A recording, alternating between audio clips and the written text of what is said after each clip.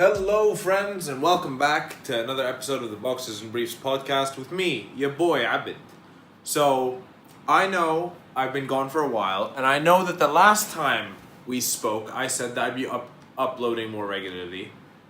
I'm gonna go ahead and blame this completely on my brother because I wanted to film a podcast with him as my co-host, but that didn't work out because we were busy. But I'm still gonna blame it on him anyways. But here I am, back again for your enjoyment. Full disclosure, this is not the first time I filmed this podcast today. I just hated the other versions of it, and as you know, I am committed to quality. Want you to enjoy this shit because I enjoy this shit, and I didn't enjoy doing the other ones. I was a bit too tired, I was a bit too annoyed. It's just like trying to get back into the groove of the podcast, but here we go, okay? Today, we're going to try and make it quick. I actually don't know how long they're going to be until after I'm done editing. But anyway, we're going to talk about four things. Okay, we're going to talk about Anthony Joshua losing to Andy Ruiz. We're going to talk about the return of Triple G. We're going to talk about that stacked UFC 238 card. And we're going to finally talk about the Formula 1 that happened Sunday in Canada. Today's episode is only going to be sports.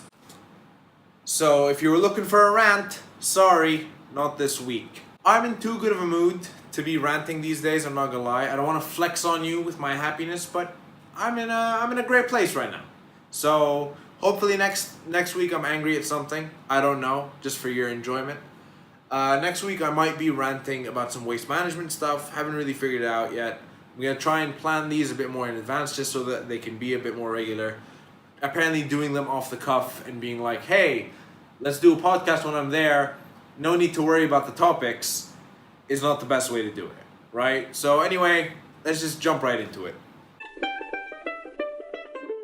So the first thing I want to say is Andy the Destroyer Ruiz earned that victory in every sense of the word, okay? He gets put on his ass in the third round.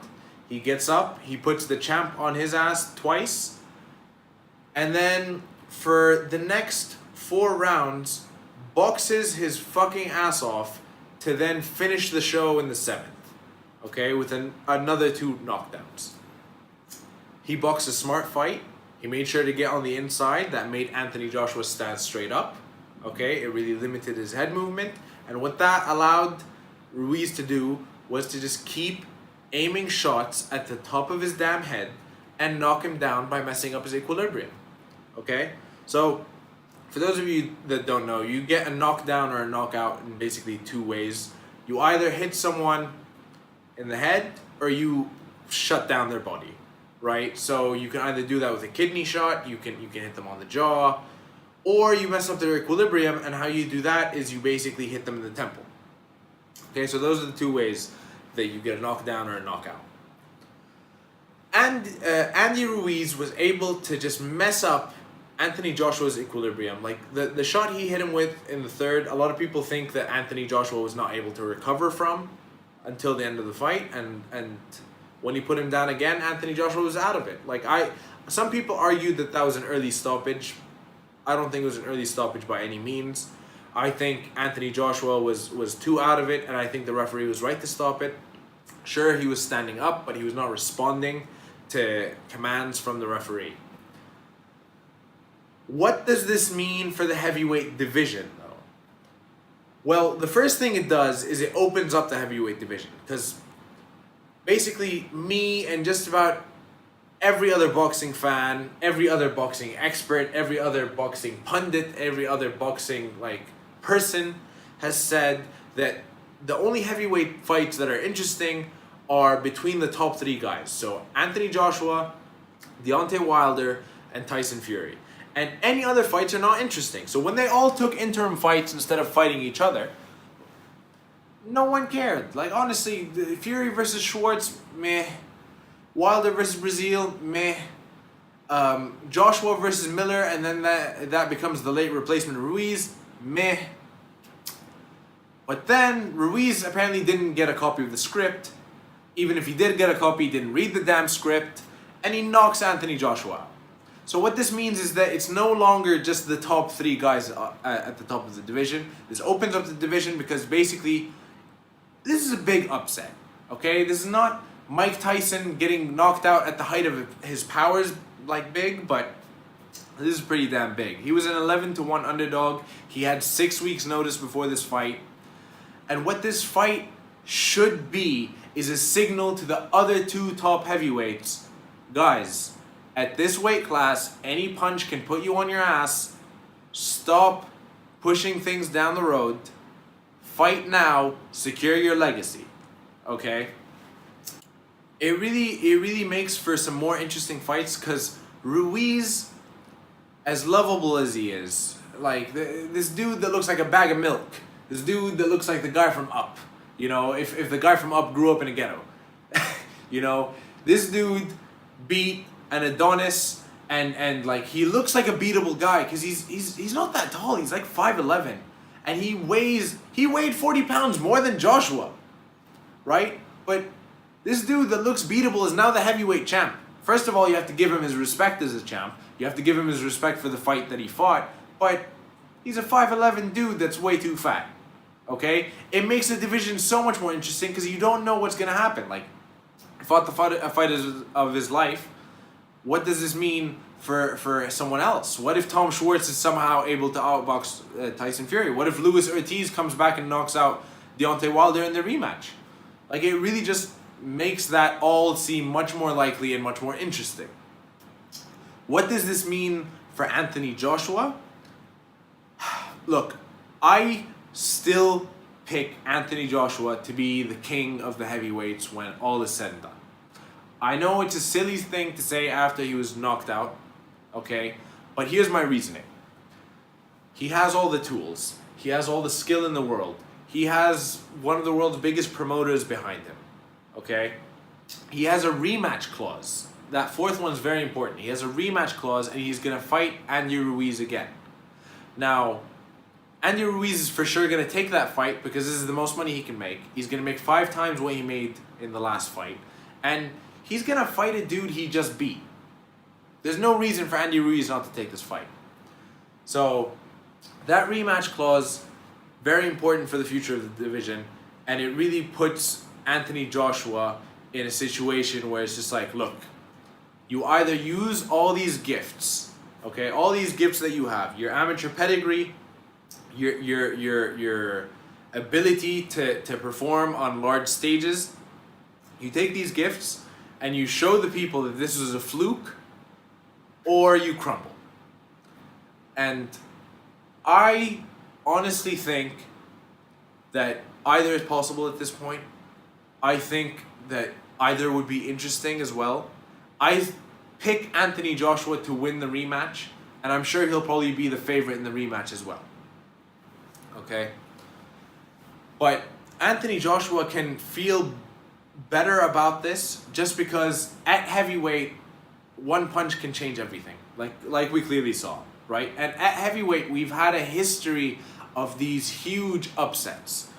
The aforementioned Tyson versus Douglas fight, right? Buster Douglas was a 42-1 underdog. He had just lost his parent, okay? He was grieving.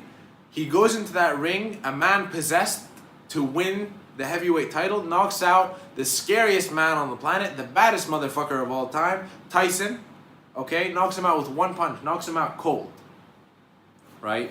You had Muhammad Ali, one of the greatest of all time, an all-time great heavyweight, okay? You had him losing to Leon Spinks. Leon Spinks only had 7 fights. This fight was ridiculous to make in the first place. When it was made, people were making fun of it. Like, why the hell is one of the greatest heavyweights of all time fighting some dude that has 7 fights?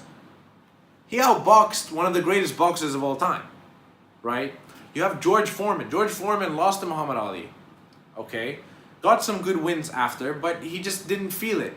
He comes back 10 years later, regains the heavyweight championship of the world.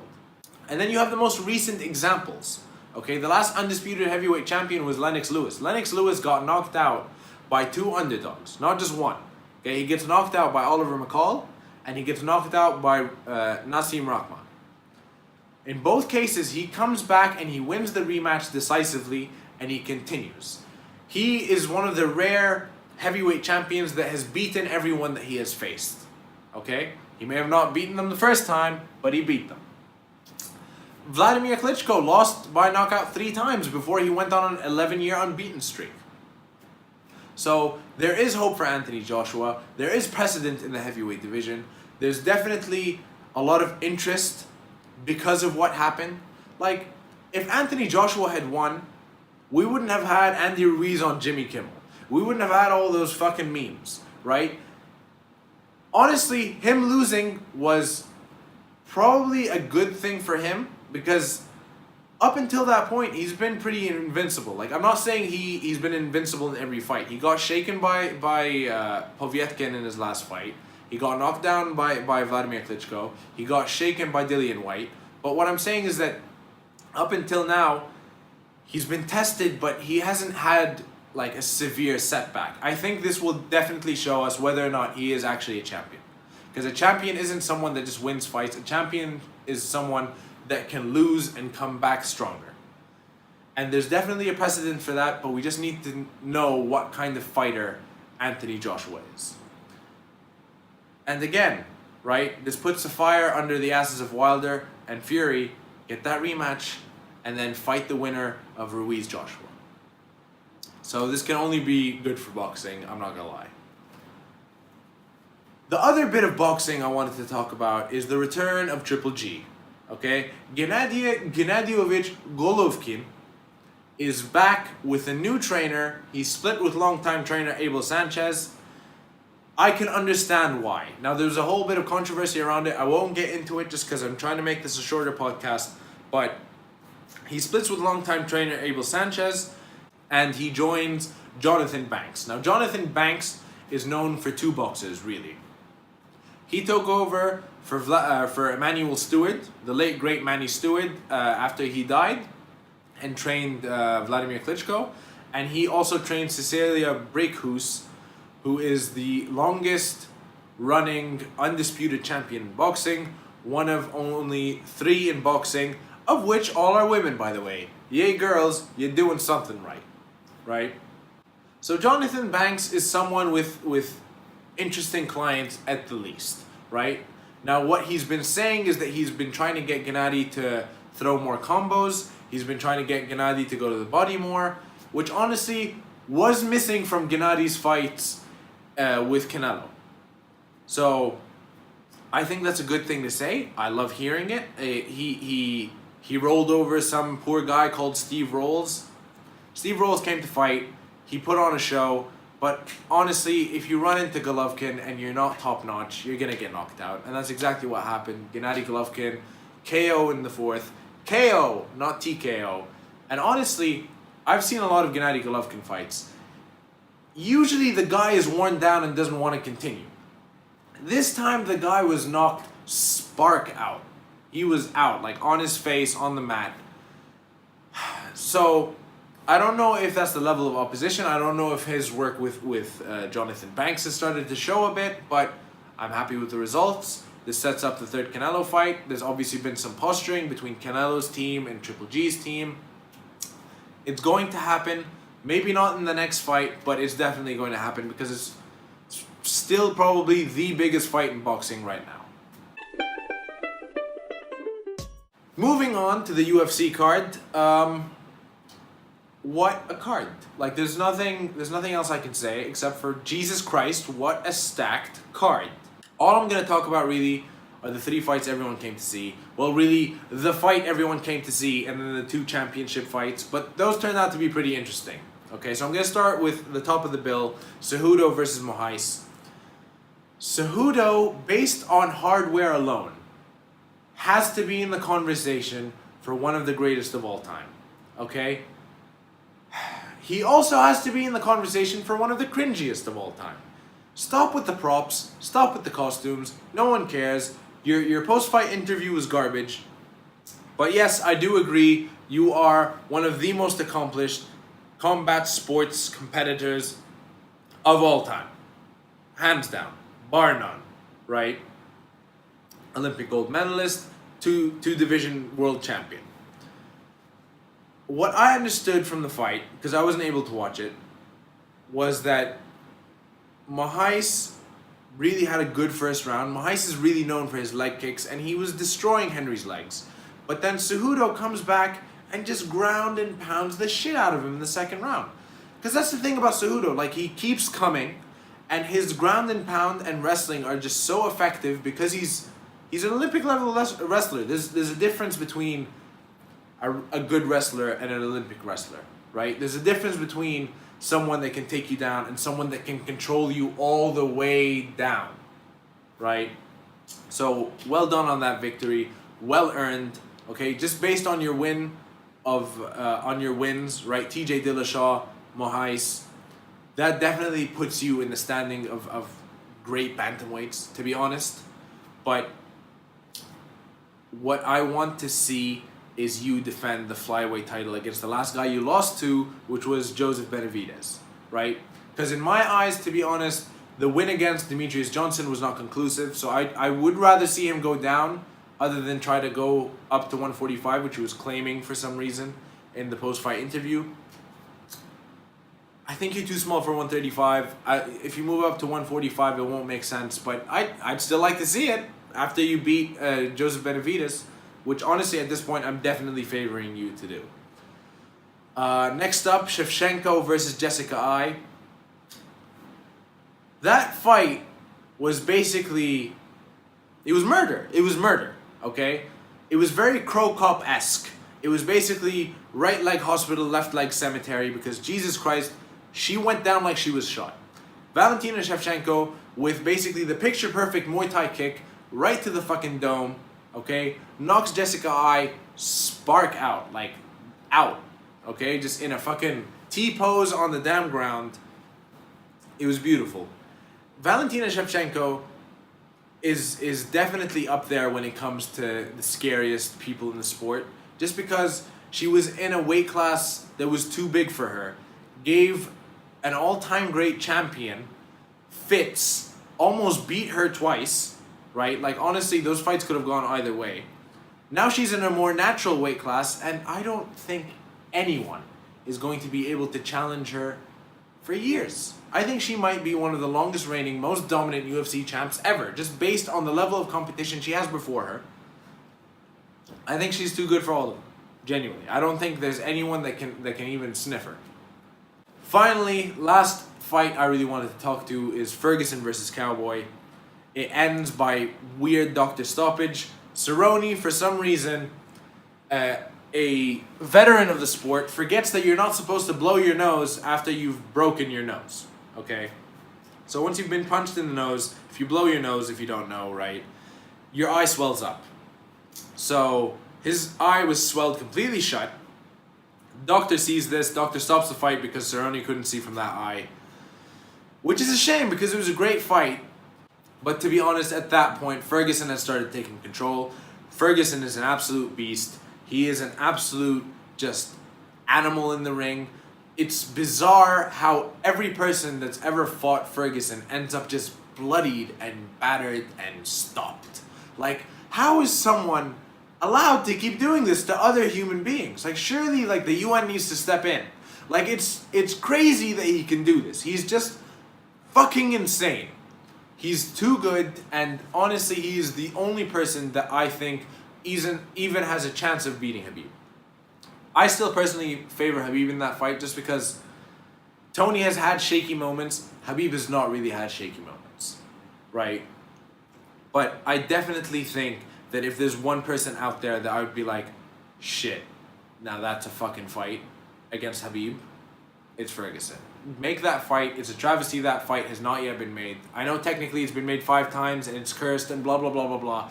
Make it again. It needs to happen. It needs to. The MMA gods shine down upon us and ask us for Khabib versus Ferguson. Please. Please. Okay, so changing lanes to Formula 1, we're going to talk about the Montreal Grand Prix.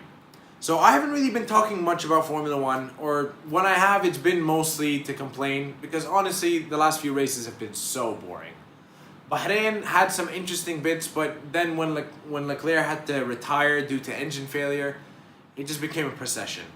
Monaco procession. Like the last 6 races were processions. They were not interesting at all. But then we get to Montreal, and it's just what a race. What a race. Just like from the very beginning, okay?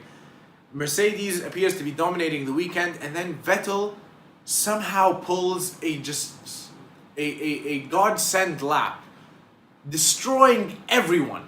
Okay, destroying Hamilton by 0.2 seconds, destroying his own teammate by almost a second, and then anyone past the top 3 is not even in his league.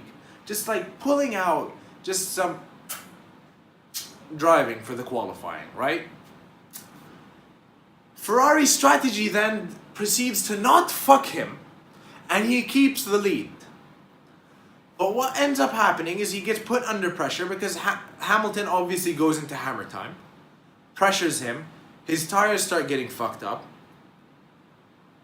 and then at one of the chicanes, he has a bit of trouble, right? His back end just goes. He can't control it. He somehow maintains his control over the car in general, gets it back on the track, doesn't crash into a wall, and keeps going. Now, because he lost his back end, just because like he lost control of that for that split second, Hamilton was able to close the gap to a ridiculous degree and was this close to passing him. He had to hit the brakes because the gap closed because Vettel came back onto the track, right? And there was no gap anymore when he did that. Hamilton obviously complains that this was an unsafe return to the track. And honestly, like, if I were in that position, obviously I would also complain, just because, like, that's part of sports. You need the referee to sometimes give you the benefit of the doubt. But when just about everyone and their grandmother looks at this and says, okay, it wasn't Vettel's fault that he lost his back end. It was his tires, but he managed to control the car. Hamilton was not that close to him for Vettel to gain an unfair advantage, right? And Hamilton was not harmed, and he was able to see it coming, and therefore it was not directly too dangerous of a return to the track. When everyone sees all of these things, except for the people that hand out penalties, you know it's gonna be a fucking bad night, right? Because for some reason, they decide that this is worthy of a 5-second penalty. And the second they did that, the race was killed. The second that FIA stewards looked at this and were like, oh no, Vettel was dangerous in his return to the track, therefore he deserves a 5-second penalty. The second they said that, Hamilton backs off, stays within 5 seconds, and he's won the race. Okay? And at that point, he was so close to Vettel, and he was making it interesting, and he could have overtaken him. And Vettel was driving beautifully to defend, but we were robbed of that for the next 20 laps. We were just robbed of it because all Hamilton had to do was coast on his tires, stay within 5 seconds, and he's won. Which is exactly what he did do. Why put yourself at more risk when you can just win like that? So it was a bit of bullshit, and honestly after that, I closed my laptop and went to bed. I couldn't give a shit anymore. The other major highlight of the race, though, was Renault finally scoring some good points. Thank you, God. Took you ages. Hopefully you have your shit together. Hopefully you're working on your damn engine. You're too slow. Please get more points. You have 2 of the damn best drivers on the fucking field.